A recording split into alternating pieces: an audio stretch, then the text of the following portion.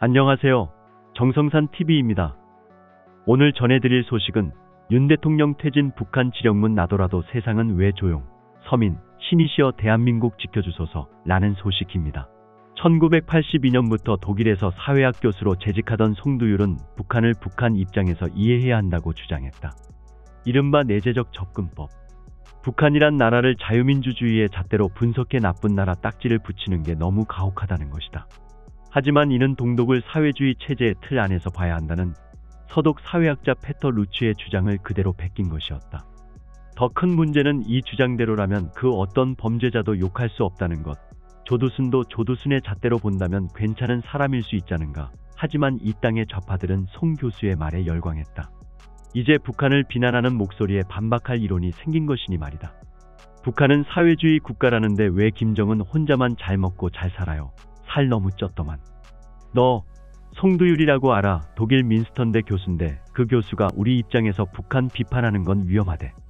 독일 통일 후 페터 루츠가 동독에 포섭된 간첩이란 게 드러난 것처럼 별 이유도 없이 적국을 대변하는 자는 간첩일 확률이 높다. 송두율도 마찬가지였다. 조선노동당 서열 23위 정치국 후보위원인 김철수가 그의 진짜 모습이었으니 말이다.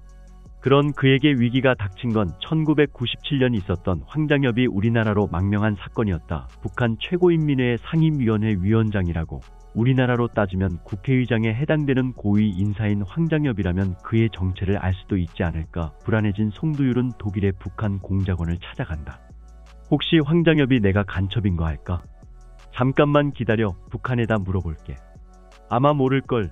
황이 그렇게 말하면 모략이라고 강하게 반박해. 하지만 황장엽은 송두율의 정체를 알고 있었기에 이듬해 낸 책에서 이 사실을 폭로한다.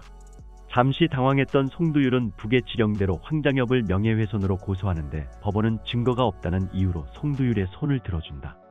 환호한 좌파들은 2003년 그를 우리나라로 초청하는데 금이환영이 될 줄 알았던 이 여행은 파국으로 끝났다. 귀국과 동시에 끌려간 국정원의 상상을 뛰어넘는 정보가 있었으니 말이다. 중앙정보부 시절인 1970년대부터 송두율을 감시했다고 하니 그들이 얼마나 전문가인지 알만하다. 결국 송두율은 고개를 떨구었다. 북에서 저를 김철수라고 부르는 거 사실입니다. 송두율은 반국가 단체 간부로 북한을 5차례나 방문하는 등 북한 당국자와 회합 통신을 했다는 등의 혐의로 기소됐고 1심은 그에게 징역 7년을 선고한다. 2심에선 집행유예로 형이 경감돼 자유의 몸이 되지만 국정원의 위력을 실감한 송두율은 2004년 쓸쓸히 독일행 비행기를 탄다. 그래도 그 당시 좌파들은 최소한의 양심은 있었다. 송두율이 간첩임이 밝혀지자 빛의 속도로 그와 손절했으니 말이다. 재판 결과를 부인하며 송두율의 무죄를 주장하는 이들이 아주 없었던 것은 아니지만 대부분은 불똥이 자신에게 튈까봐 그와의 친분을 없던 셈쳤다. 그로부터 20년의 세월이 흐르는 동안 우리 사회는 많이 달라졌다. 신압으로 세력을 확장한 좌파들이 우리 사회 강영역을 장악한 것이다. 소위 군자산의 약속이 그 계기다. 충북 괴산군 군자산 보람원 수련원에 모인 좌파들은 폭력 투쟁보다는 정당과 교육계, 노동계 등에 침투하는 등 합법적인 투쟁을 통해 연방통일 조국을 건설하기로 한다. 그들은 국가보안법이 천하의 악법이라 주장했고 그간 발각된 간첩 사건들이 모두 조작인 것처럼 거짓 선동했다. 그들은 말했다. 요즘 세상에 간첩이 어딨냐? 문재인 정권은 이들의 노력이 꽃을 피운 시기다. 간첩 없는 세상을 증명하려는 듯 지난 정권은 간첩이 활개쳐도 잡지 않았다. 2011년부터 2017년까지 간첩 적발 건수는 26건이었지만 문재인 정부 시절인 2017년부터 2020년까지 4년간 적발된 간첩은 3명에 불과했고 그나마도 박근혜 정부 때 혐의를 인지해 수사 중이던 사건이었으니 말이다. 그런가 하면 대진현은 태영호 체포 결사대를 만들고 협박 전화와 이메일을 보내는 방법 등으로 태영호 의원의 입을 막으려 했고 서울 광화문에 김정은을 연호하며 만세를 외쳤다. 귀신이 무서운 이유는 실제 귀신을 본 이가 드물기 때문이다. 귀신이 우리 곁에 늘 있는 존재라면, 그래서 우리처럼 밥도 먹고 잠도 잔다면 귀신은 더 이상 무서운 존재가 아닐 것이다. 간첩도 크게 다르지 않다. 간첩이 자기 신분을 숨기는 대신 떳떳하게 거리를 활보한다면 우리가 간첩을 무서워할까? 게다가 문화계를 장악한 좌파들은 북측 인사들을 멋지고 인간적인 모습으로 포장하려 했습니다.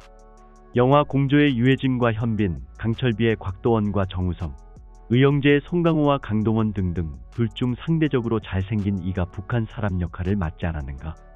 2023년 대한민국. 이제 사람들은 간첩에 놀라지 않는다. 이적 단체가 캄보디아에서 북한 공작원과 접선의 지령을 받고 공작금을 수수했다는 보도가 나가도 민노총 관계자 사무실에서 윤석열 정부의 퇴진 운동을 지시한 북한 지령문이 발견돼도 심지어 퇴진이 추모다라는 문구조차 북의 지령이었다는 사실이 드러나도 세상은 조용하다. 적반하장이라고 민노총을 비롯한 좌파 단체들은 서울 도심에서 대규모 집회를 열어 윤석열 정권을 심판한단다. 정부가 출범과 동시에 북을적으로 낙인 찍었다는 게 그 이유란다.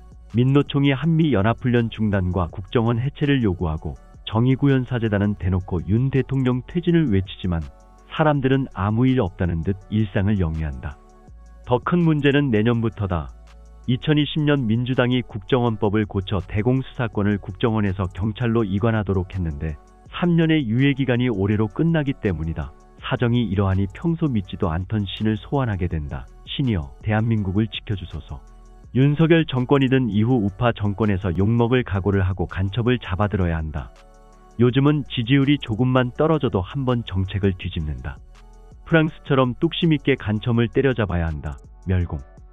정성산TV 좋아요, 구독, 알림은 큰 힘이 됩니다. 후원해주시는 모든 분들께 가열차게 멸공. 지금까지 정성산TV에서 전해드렸습니다. 정성산TV 좋아요, 구독, 알림은 큰 힘이 되겠습니다. 다음 시간에 뵙겠습니다. 가열차게 멸공.